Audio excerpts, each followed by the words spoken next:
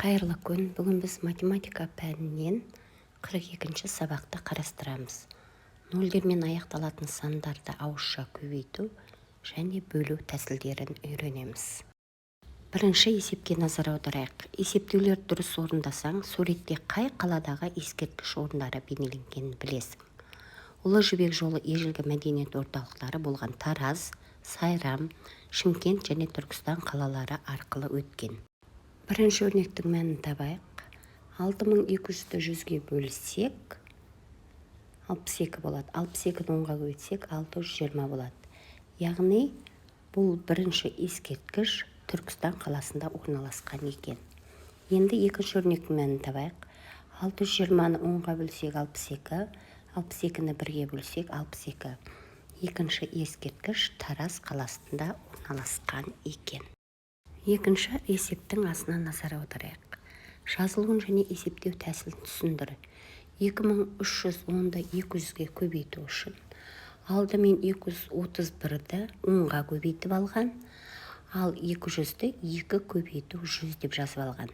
Себебі тиімді есептеу үшін. Енді 231-ді 2-ге көбейтеміз, 10-ды 100-ге көбейтеміз. 231-ді 2-ге көбейтсек 462 болады.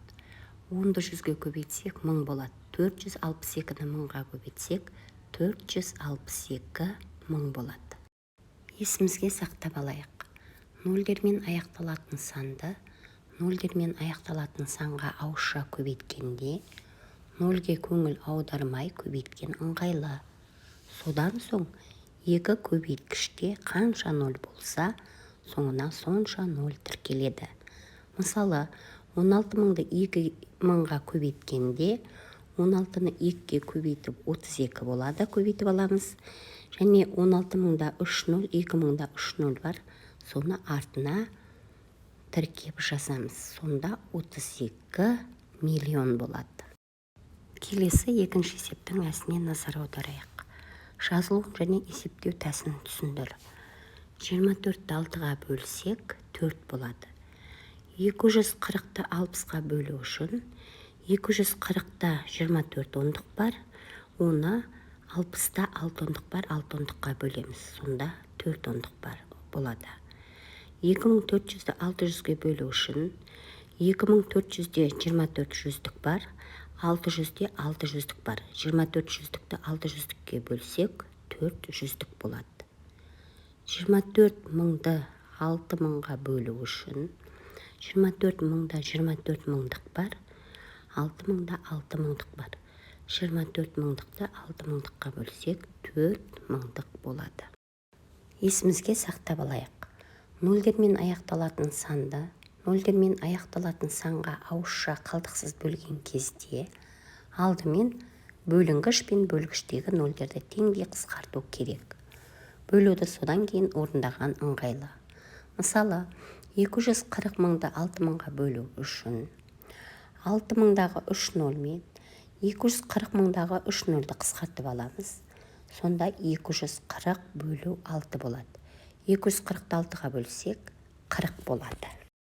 Келесі үшінші есептің асына назар аударайық. Есептеулердің орындалуын түсіндір. Яғни 40-ты 700-ге көбейтуіміз керек. 40-ты 700-ге көбейту үшін 40 көбейту 700-ді 7 көбейту 100 деп жазамыз жақшаға. Содан кейін 40-ты алдымен 7-ге көбейтеміз, одан кейін 100-ге көбейтеміз. 40-ты 7-ге көбейтсек 280 болады. 280-ді 100-ге көбейтсек 28 000 болады. Келесі екінші бағандағы 40 көбейту 7000 есебіне назар аударайық. 40 көбейту жақшашылған 7000-ді 7 көбейту 1000 деп жазып аламыз. Себебі өзімізге тиімді есептеу үшін. Алдымен 40-ты 7-ге көбейтіп аламыз. 280 болады. 280-ді 1000-ға көбейтеміз. 280 000 болады. Яғни есептерді тиімді тәсілмен өзімізге ыңғайлы тиімді тәсілмен есептедік. Келесі үшінші есептің әсіне назар аударайық. Есептеулерді орындалуын түсіндір.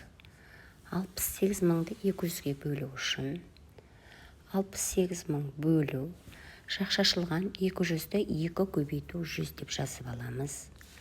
68.000-ды алдымен 2-ге бөлеміз, одан кейін 100-ге бөлеміз. 68.000-ды 2-ге бөлсек 34.000 болады, 34.000-ды 100-ге бөлсек 340 болады. Келесі 68.000 бөлу 2.000 тең 68.000 бөлу 2.000-ды 2 көбейту 1000 деп жазып аламыз. Одан кейін 68.000-ды алдымен 2-ге бөлеміз, 34.000 болады. Шыққан санды 1000-ға бөлеміз, 34 болады. Яғни бұл жерде біз санды санға көбейту және бөлудің тиімді тәсілдерін пайдаландық. Яғни бұл жерде біз санды көбейтіндіге көбейту және бөлудің ережелерін пайдаландық. Келесі 4-ші есепке назар аударайық. Есепте қай ережені қолдандың?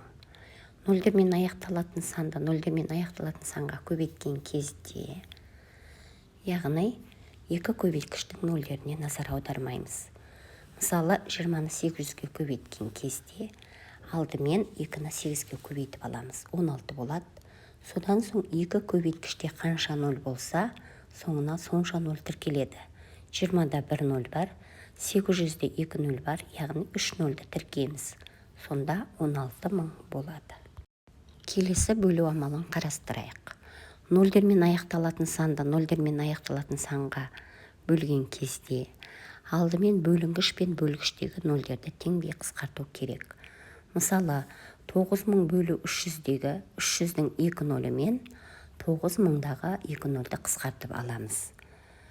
Одан кейін бөлуді орындаған ыңғайлы. 90-ды 3-ге бөлеміз, 30 болады. Келесі 5-ші есепке назар аударайық. Есептерді шығар. Сайрамға, саяхат жасауға бір турист 1200 теңге жұмсайды. Әр қайсысы 6 адамнан тұратын 3 туристер тобына қанша ақша қажет? Алдымен есептің шартын құрып аламыз. Яғни бір турист жұмсайтын ақша белгіленген 1200 теңге, ал 6 адамнан тұратын 3 туристер тобына қанша ақша қажет екенін табамыз. Ол үшін алдымен 3-ті 6-ға көбейтіп, 3 турист тобында қанша адам барын тауып аламыз. Яғни 3 туристер тобында 18 адам бар екен. Енді бір адамға 1200 теңге жұмсайтын болса, 18 адамға қанша теңге жұмсайтын табу үшін 1218-ге көбейтеміз, сонда 21600.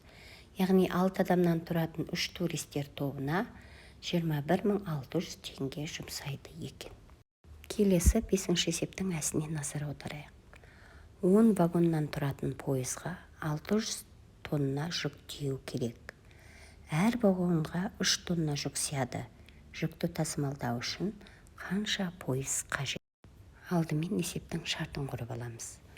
Бір пойызда 10 вагон бар екен. Бір вагонда 3 тонна жүк сияды екен. 600 тонна жүк тиеу үшін қанша вагон қажет екенін табамыз. Ол үшін 3-ті 10-ға көбейтіп, бір пойызға қанша жүк сиятын тауып аламыз. Яғни бір пойызда 10 вагон бар, 10 вагонға 30 тонна жүк сияды екен. Енді 600-ді 30-ға бөліп, қанша пойыз қажет екен 600 тонна жүк тиеу үшін соны тауып аламыз.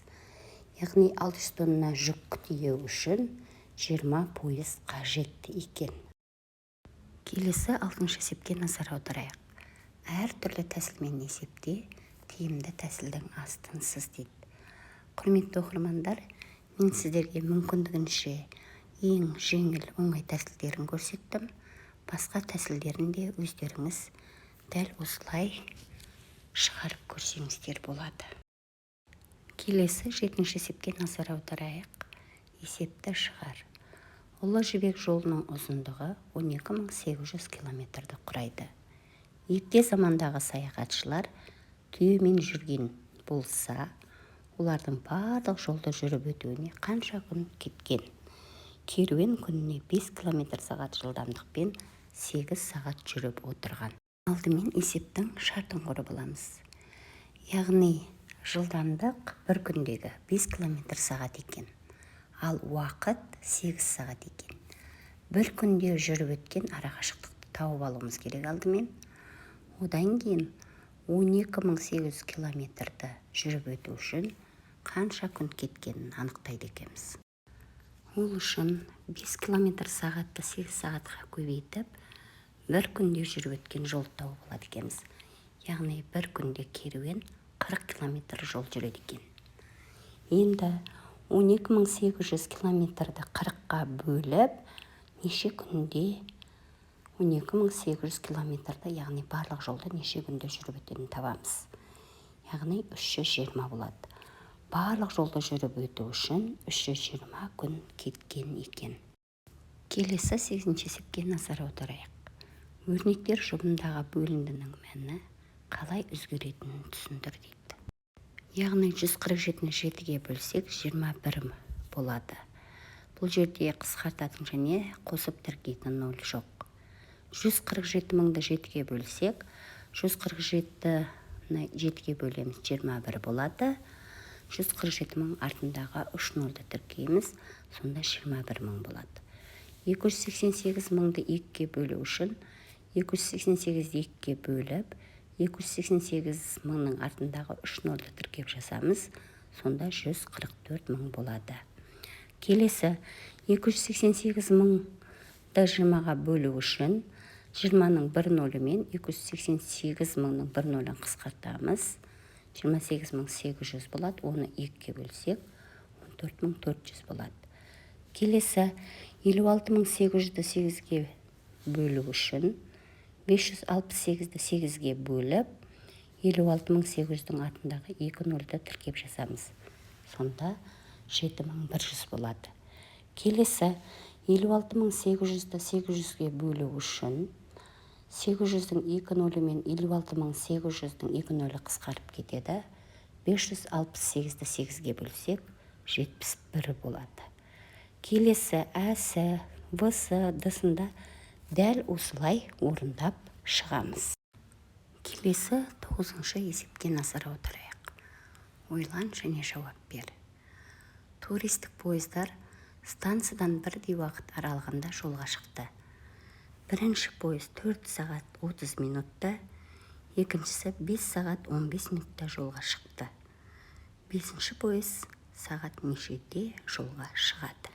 Яғни бірінші пойызымыз 4 сағат 30 минутта жолға шығады екен.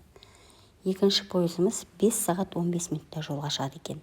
Яғни пойыздар арасындағы уақыт бірдей болғандықтан 5 сағат 15 минуттан 4 сағат 30 минутта азайтамыз, 45 минут.